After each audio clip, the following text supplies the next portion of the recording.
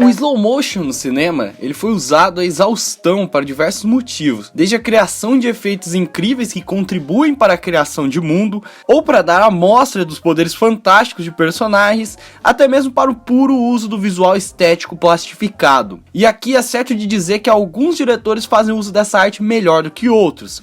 Zack Snyder, essa crítica é pra você. Mas isso nem significa que o uso do slow-mo pelo Snyder não seja de algum proveito. Isso eu deixo para analisar em um outro momento. São diversos os nomes de diretores que podemos citar aqui e que fazem um precioso uso do slow motion. Nós temos desde Kubrick, Scorsese, Tarantino, as irmãs Wachowski, esses nomes mais conhecidos por todo pseudo-cinéfilo que você pode encontrar na rua com a camiseta do Pulp Fiction, ou até mesmo Wong, o Bergman, e eu deixo aqui junto a esses dois nomes gigantescos o De Palma, o grande Brian De Palma. O objetivo do vídeo de hoje é analisar duas cenas de Os Intocáveis, o filme de 1987, dirigido pelo De Palma, que conta com seu elenco com nomes como Sean Connery, Andy Garcia, Kevin Costner e ninguém mais, ninguém menos que o Robert De Niro interpretando o lendário Al Capone. Pois é, mais um filme de máfia com De Niro, né? Mas peraí, acho que a gente tem que fazer uma breve apresentação, pelo menos, sobre quem é o De Palma, né? O Brian De Palma é um dos meus diretores americanos favoritos, porque além de inventivo em seus planos, com seus planos em primeira pessoa, o diretor sofreu também uma grande influência de outro dos meus diretores favoritos, que é o grande Alfred Hitchcock, um mestre do cinema. Em um primeiro momento, essas influências que o De Palma tem do Hitchcock vão ficar ditas apenas em palavras mesmo. Em um segundo passo, eu quero fazer um vídeo dedicado a esse tipo de influência que o De Palma sofreu do Hitchcock. Então, aguardem. Os Intocáveis acho que é o mesmo um dos maiores filmes do diretor, mas acho que em termos de popularidade, filmes como Scarface, Carrie a Estranha, e aqui eu digo, o de 1976, e não aquele remake que pode se dizer que foi incompetente de 2003, que contava com a Chloe Grace Moretz no elenco. E também Missão Impossível, esses três filmes eles estão mesmo à frente de Os Intocáveis. Agora sobre qualidade, acho que a gente pode entrar num bom senso aqui e falar que Blowout é a obra-prima do De Palma. Não confiem em Femme Fatale. Tá bom, então o que a gente tem até agora mesmo? Um diretor influenciado pelo Hitchcock e um filme de máfia com De Niro. E é até mesmo interessante, né? Porque eu tô citando bastante o De Niro, mas as duas cenas que eu vou comentar nesse vídeo não tem o De Niro. Então quer saber? Foda-se o De Niro.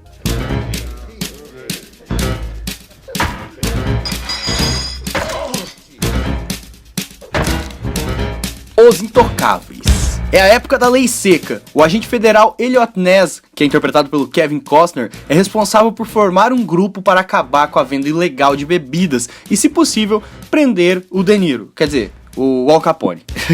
Ao lado do Ness estão o Jim Maloney, que é o Sean Connery, o italiano Giuseppe Petri, que é o Andy Garcia, e o agente Oscar Wallace. Por que eu não citei o nome desse ator, né? O filme trabalha de forma brilhante, desde o seu roteiro até a sua montagem, essa diferença entre o bem e o mal, deixando bem claro quem é que fica do lado dos mocinhos e quem é que fica do lado dos bandidos. A montagem nesse aspecto é brilhante. Por exemplo, em um plano, o Al Capone ele diz que quer a família do Ness acabada, e no plano seguinte, o Ness já aparece ao lado do seu filho recém-nascido. É uma formação perfeita com a estrutura, é uma montagem com o foco todo na antítese, ou seja, ele quer mostrar o contraplano, ou ele quer mostrar o outro lado do plano que ele acabou de mostrar. É uma forma brilhante de você demonstrar os personagens e a história pro telespectador e inserir toda essa coisa na cabeça dele. Tá, vamos então passar pra cena 1. Tá bom, você deve estar se perguntando por que essa merda desse vídeo começou com uma breve introdução sobre slow motion. A questão é que uma das grandes cenas de Os Intocáveis conta com slow motion intenso, colocado ali pelo De Palma para criar uma tensão ainda maior sobre o que está para acontecer. Acho que talvez você já tenha visto em algum momento da sua vida essa cena, que se passa numa escadaria da estação de trem. Nela, o Ness e o Giuseppe, eles vão até a estação em busca de um dos homens do Capone, mas eles acabam tendo uma troca de tiro com algum dos gangsters, e o problema é que no meio desse tiroteio todo, a gente tem um carrinho de bebê descendo a escadaria. As duas técnicas usadas aqui para criar tamanha tensão são, bom, a primeira, claramente, é o uso do slow motion, né? Ele estica o tempo do tiroteio para dar mais dramaticidade e para que o telespectador consiga enxergar o que pode acontecer com o carrinho de bebê, com o bebê que tá dentro do carrinho. Ou seja, ele consegue criar toda uma tensão em cima de um objeto, uma técnica até meio simples e fácil de você identificar. A segunda é o uso absurdo de bom do efeito Kuleshov. Pô, mas o que é efeito Kuleshov, meu consagrado? Bom, eu acho que ninguém pode explicar melhor do que Hitchcock, a inspiração do De Palma, o que é o efeito Kuleshov. Now the third way is what one might call pure cinematics, the assembly of film, and how it can be changed to create a different idea. Now we have a close-up. Let me show what he sees. Let's assume he saw a woman holding a baby in her arms. Now we cut back to his reaction to what he sees. And he smiles. Now what is he as a character? He's a kindly man. He's sympathetic. Now, let's take the middle piece of film away, the woman with the child, but leave his two pieces of film as they were. Now we'll put in a piece of film of a girl in a bikini. He looks, girl in a bikini, he smiles. What is he now? The dirty old man. He's no longer the benign gentleman who loves babies. That's the difference. That's what film can do for you.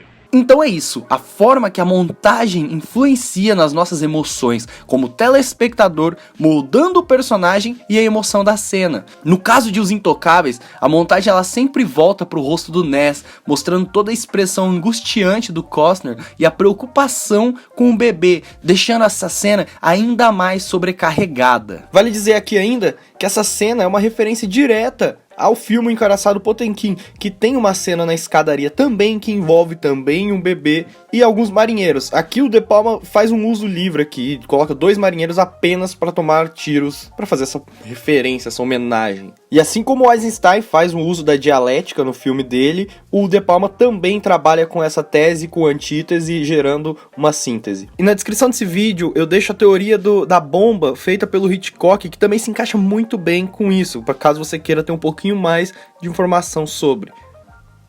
Cena 2, a criação de tensão pela visão do De Palma.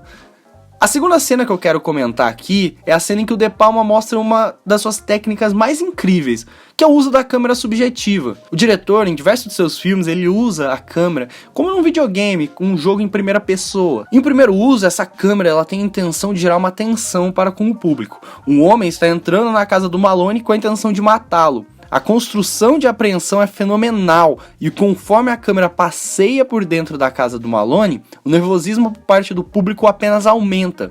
O homem caminha pela casa, vai até a porta da frente e nos mostra tudo o que parece ok para que ele possa matá-lo. Mas logo ele é surpreendido pelo Malone e é somente aí que a câmera deixa de ser subjetiva e podemos ver quem é o cara que entrou lá dentro. Ele tá armado com uma faca. O Malone chega até a brincar sobre isso. E num jogo de câmeras, a gente pode ver o que o Malone vê, ou seja, a subversão do subjetivo. Aqui ele pega a câmera que estava de olho no Malone e agora dá a visão do Malone sobre aquilo. E nesse jogo de câmera, quando a gente pode ver o que o Malone vê, a gente tem uma surpresa. É ali que entra a chave mestre dessa cena, talvez.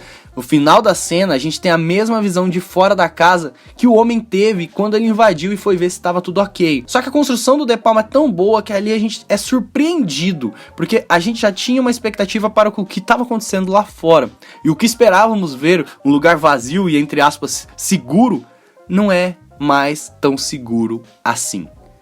O De Palma ele nos apresenta um filme com cenas apreensivas, angustiantes e com uma ferrenha tensão.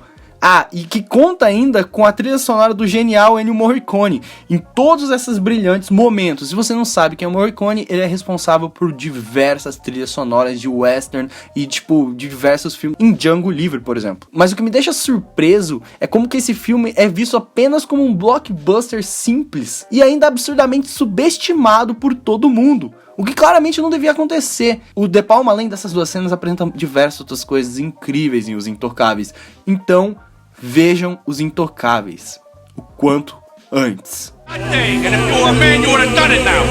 stop fighting till the fight is done. The Untouchables.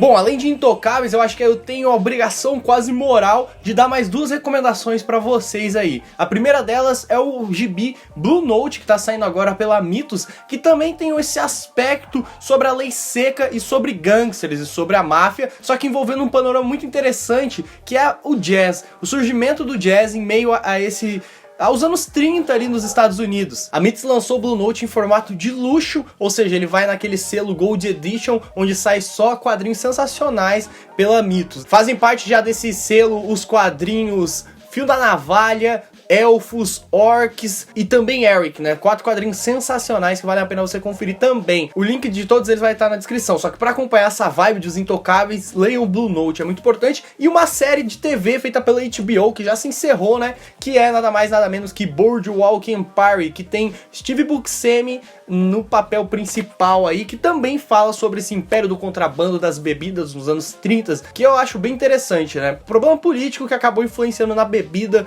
e como isso foi ruim, né? Tipo, as pessoas não paravam de beber simplesmente porque a lei não permitia, né? Tem uns paralelos com coisas que as pessoas fazem hoje em dia também. Então fica a recomendação desses 3 projetos, né? O Intocáveis, que teve uma dissecação aqui, né? Umas 2 cenas foram dissecadas nesse programa. O Blue Note, da editora Mitos, um quadrinho e uma série de TV. Agora você tem 3 obras diferentes, de formatos diferentes, né? Falando sobre a lei seca nos Estados Unidos. Então é isso aí, eu agradeço sua companhia, muito obrigado por assistir até agora, deixe seu like, tem outros vídeos aí pra você acompanhar. Se você gostou desse vídeo, eu espero que você compartilhe nas suas redes sociais. Então é isso, falou!